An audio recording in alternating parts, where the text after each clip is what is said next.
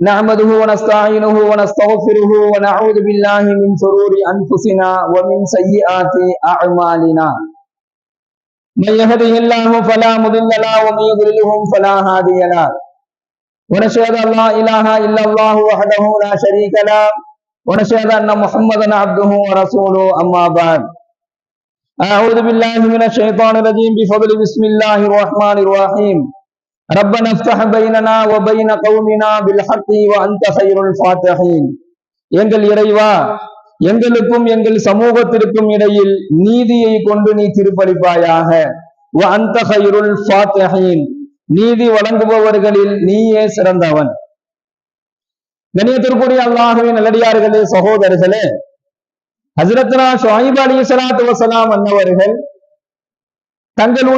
தங்களுக்கும் தங்களுடைய சமூகத்திற்கும் இடையில அல்லாஹ்விடத்துல நீதியை கொண்டு ஒரு தீர்ப்பை கேட்ட ஒரு துவாவை தான் அல்லாஹ் இந்த வசனத்தின் வாயிலாக இந்த துவாவை நமக்கு அல்லாஹ் சொல்லி தருகின்றார். அல்லாஹ்வினுடைய அருளை பெறுவதற்கும் அல்லாஹ்வினுடைய அந்த உதவியை பெறுவதற்கும் இந்த துவாவை யார் அதிகமாக ஓதுகின்றார்களோ அவர்களுக்கு அல்லாஹ் தன்னுடைய அருளையும் உதவியும் அல்லாஹ் வழங்குவான். இந்த துவா இருக்குது, எங்கள் இறைவா எங்களுக்கும் எங்கள் சமூகத்திற்கும் இடையில் நீதியை கொண்டு திருப்பளிப்பாயாக. இந்த துவா இருக்குது, இது தனக்காக வேண்டி கேட்கப்படக்கூடிய துவா மட்டுமல்ல, தன்னுடைய ஒட்டுமொத்த சமூகத்திற்காக வேண்டியும் கேட்கக்கூடிய ஒரு துவாவாக இருக்கு. இப்ப இந்த துவாவை ஒருவர் கேட்பதன் மூலமாக அவருடைய தேவையும் அல்லாஹ் நிறைவேற்றான். அது மட்டுமல்லாமல் அவருக்கான தனிப்பட்ட உதவியையும் அவருக்கான தனிப்பட்ட தன்னுடைய அருளையும் என்ன செய்வான், அல்லாஹ் வழங்குவான். ஏன்னா துவாவுல அல்லாஹ்வுக்கு ரொம்ப பிடிச்சது என்ன அப்படின்னு சொன்னா, ஒருவர் தனக்காக வேண்டி கேட்பதை விட தன் சகோதரனுக்காக வேண்டி கேட்பது அல்லாஹ் விரும்புறான்.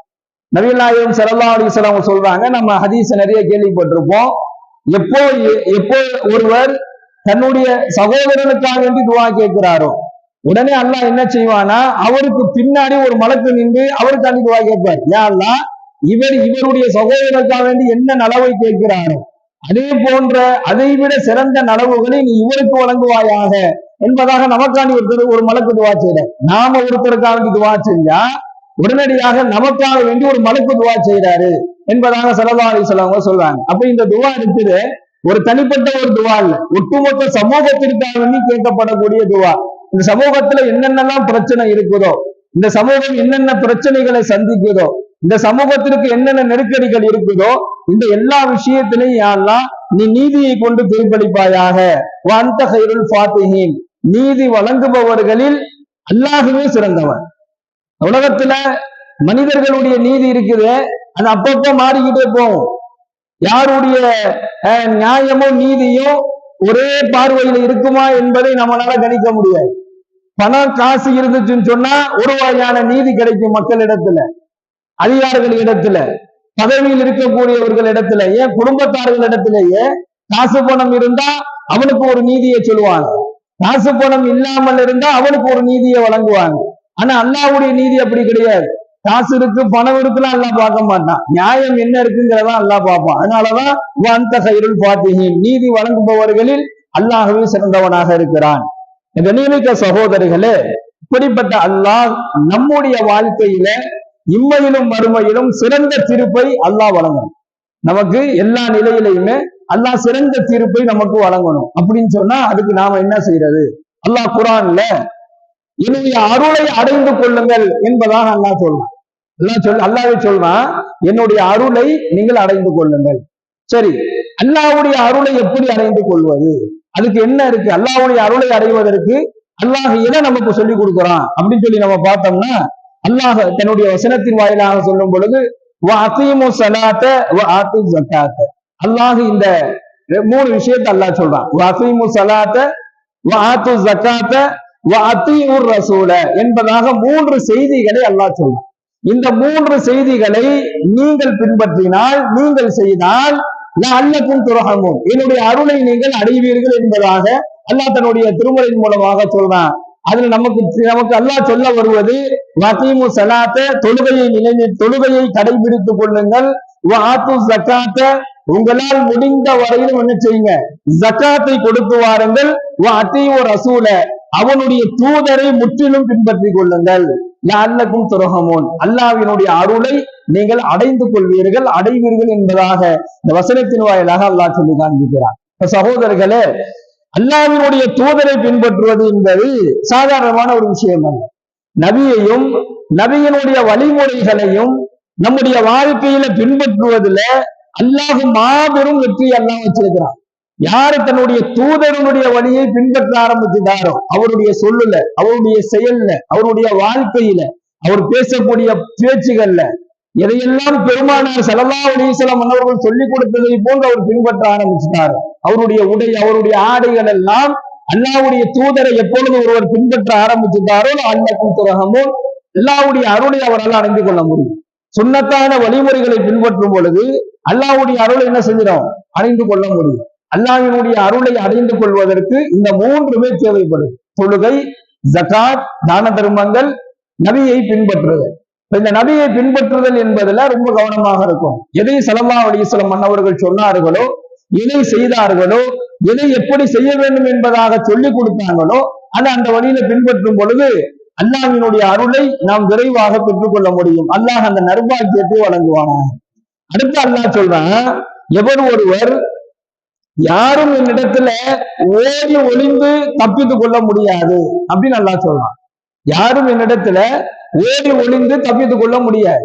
பாவம் செய்தவர்களாக, தீமை செய்த குற்றவாளிகளாக இருக்கக்கூடிய அவர்கள் செல்லக்கூடிய இடம் அது நரகமாக இருக்கும் என்பதாக எல்லாம் வல்ல இறைவன் சொல்லி காண்பிக்கின்றான். இணைமிக்க சகோதரர்களே, அல்லாஹ் சிறந்த தீர்ப்பை இம்மையிலும் மறுமையிலும் நமக்கு வழங்க வேண்டும் என்பதாக நாம் நினைத்தான், நமக்கு அந்த ஆசை இருந்துச்சு அப்படின்னு சொன்னா, வாத்தீஉர் ரசூல, அல்லாஹ்வால் அனுப்பப்பட்ட அந்த தூதருடைய வழிமுறைகளை பின்பற்றினால் அல்லாஹ் சிறந்த தீர்ப்பை வழங்குவான் என்பதாக இந்த வசனத்தின் வாயிலாக நாம் தெரிந்து கொள்ள முடிகிறது. அடுத்து அல்லாஹ் சொல்றான், மனிதன் நஷ்டத்தில் இருக்கிறான் என்பதாக அல்லாஹ்வே குர்ஆன்ல பதிவு செய்யறான். மனிதன் நஷ்டத்துல இருக்கிறான். நாம நஷ்டம்னா நாம என்ன நினைப்போம்னு சொன்னா, பொருளாதாரத்துல குறை ஏற்பட்டுருச்சுன்னா நஷ்டம் நினைப்போம். நம்முடைய வாழ்க்கையில நமக்கு வர வேண்டியது வராம போயிடுச்சுன்னா நஷ்டம் நினைப்போம். செய்யக்கூடிய வியாபாரங்கள்ல, தொழில்கள்ல நமக்கு பாதிப்பு ஏற்பட்டுருச்சுன்னா நாம அதை நஷ்டம் நினைக்கிறோம். இதுதான் நமக்கு தெரிஞ்ச நஷ்டம். ஆனா அல்லாஹ் என்ன சொல்றானா, மனிதன் நஷ்டத்துல இருக்கிறான் அப்படின்னு சொல்லிட்டு அல்லாஹ் சொல்லக்கூடிய நஷ்டம் பொருளாதாரத்திலேயோ அல்லது மனிதன் சம்பாதிக்கக்கூடிய வியாபாரங்கள்லயோ கிடையாது. அல்லாஹ் எதன் நஷ்டத்துல இருக்கிறான் அப்படின்னு சொன்னா, நல்ல அமல்கள் செய்வதுல மனிதன் நஷ்டத்துல இருக்கிறான் அப்படின்னு அல்லாஹ் சொல்லலாம். இது 100க்கு 100 உண்மையான ஒரு வார்த்தை. ஏன்னா இன்னைக்கு நல்ல அமல்கள் செய்யக்கூடிய விஷயத்துல நம்ம இடத்துல இருக்கக்கூடிய அந்த பொதுப்போக்குகளை தான் அல்லாஹ் நஷ்டங்கிறான். ஒரு குர்ஆனை எடுத்து ஓத முடியல, ஒரு திக்ருகள் செய்ய முடியல, நல்ல காரியங்கள், நல்ல அமல்களை நம்மளால செய்ய முடியல, உபரியான வணக்கங்களை நம்மளால செய்ய முடியல, இன்னும் சொல்ல போனா பரலான தொழுகைகளை கூட என்ன செய்ய முடியல, நிறைவேற்ற முடியாத ஒரு சூழல்ல இருக்குது. இதைத்தான் அல்லாஹ் சொல்றான், மனிதன் நஷ்டத்துல இருக்கிறான். யாரை தவிர இல்லல்லதீன ஆமனு வஅமிலு ஸாலிஹாத்தி, நல்ல அமல்கள் செய்பவர்கள், நல்ல உபதேசம் செய்து கொண்டவர்கள், இவங்களை தவிர மற்ற எல்லா மனிதர்களும் நஷ்டத்துலதான் இருக்கிறாங்க என்பதாக அல்லாஹ் சொல்லி காண்பிக்கின்றான். கண்ணியமிக்க சகோதரர்களே, அல்லாஹ்வினுடைய நற்செய்தியை ஒருவருக்கு ஒருவர் பேசிக்கிறது இருக்குது, அவர்கள் நஷ்டமடைய மாட்டார்கள் என்பதாக அல்லாஹ் சொல்றான். இப்போ இங்க ஒரு ஹதீஸை நாம கேட்கிறோம், இங்க ஒரு குர்ஆனினுடைய வசனத்தை நாம கேட்கிறோம். இதை அப்படியே கொண்டுட்டு போயிட்டு வீட்டுல மனைவி இடத்துல ஒருத்தர் சொல்றார், தன்னுடைய பிள்ளைகள் இடத்துல சொல்றார், தன்னுடைய நண்பர்கள் இடத்துல சொல்றார்.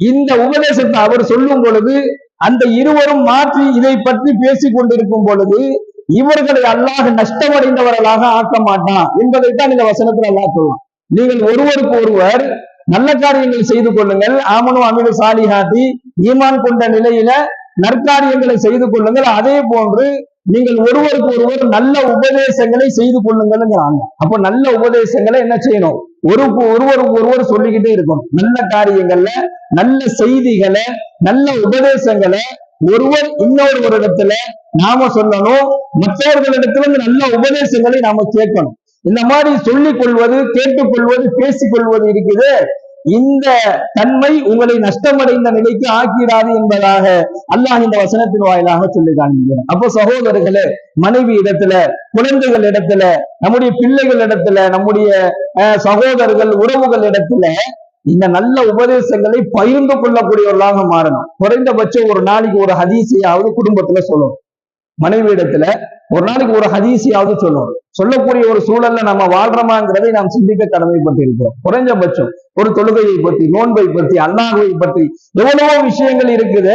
அந்த நல்ல உபதேசங்களை ஒரு கணவன் மனைவியிடத்துல சொல்லணும், மனைவி தன்னுடைய கணவனிடத்துல சொல்லணும், பிள்ளைகளிடத்துல சொல்லணும், உறவுகள் நண்பர்களிடத்துல இந்த மாதிரி நல்ல உபதேசங்களை நீங்கள் உங்களுக்குள் ஒருவருக்கு ஒருவர் நீங்கள் என்ன செய்யுங்க, பரிமாறிக்கொள்ளுங்கள். அந்த பரிமாறிக்கொள்கின்ற வரையிலும் அல்லாஹ் என்ன செய்ய மாட்டான், உங்களை நஷ்டம் அடைந்த நிலையில் ஆக்க மாட்டான் என்பதாக இந்த வசனத்தின் வாயிலாக அல்லாஹ் சொல்றான். பெருமானார் ஸல்லல்லாஹு அலைஹி வஸல்லம் சொல்றாங்க, அல்லாஹ் சில நபர்களுக்கு இந்த உலகத்துல வாழும் பொழுது நற்செய்தியை அல்லாஹ் சொல்லிட்டான். அவங்க யாரு அப்படின்னு சொன்னா, அவங்களுக்கு கோபம் வரும் பொழுது அந்த கோபத்தை அவர்கள் கட்டுப்படுத்தியவர்கள் அப்படின்னு சொல்றான். கண்ணியமிக்க சகோதரர்களே, கோபம் சொன்னா கோபம் வரும்பொழுது பொறுமையாக இருப்பது மிகப்பெரிய நன்மை, அதுல மாற்றம் அல்ல. எவருக்கு கடுமையான கோபம் வருதோ, அப்ப எவர் பொறுமையை மேற்கொள்கின்றாரோ அந்த பொறுமையான நபருக்கு என்ன செஞ்சிருவான், அல்லாஹ் சிறந்த நற்கூலிய வழங்குறான். அப்ப எந்த நேரத்துல எல்லாம் பொறுமையா இருக்கணும்னு சொன்னா, கோபம் வரும்போது மட்டும் பொறுமையாக இருப்பதல்ல, உங்களின் மீது அவதூறு பரப்பப்படும் போதும், நீங்கள் செய்யாத குற்றத்தின் மீது உங்கள் மீது பழி சுமத்தப்படும் பொழுதும், அப்ப உள்ளங்கள்லாம் வலிக்க ஆரம்பிச்சிடும். நாம செய்யாத குற்றத்தை நம்ம மேல சொல்லி, நம்மள மேல அவதூற பரப்பி, நம்ம மேல இட்டு கட்டி பேசுறாங்க அப்படின்னு சொன்னா மனசு அப்படி இறுகி போயிடும், மனசெல்லாம் வலிக்க ஆரம்பிச்சிடும். இந்த மாதிரி நேரங்களில் கூட நீங்க என்ன செய்ய, பொறுமையை மேற்கொள்ளுங்கள், அல்லாஹ் உங்களுக்கு உதவி செய்வான்.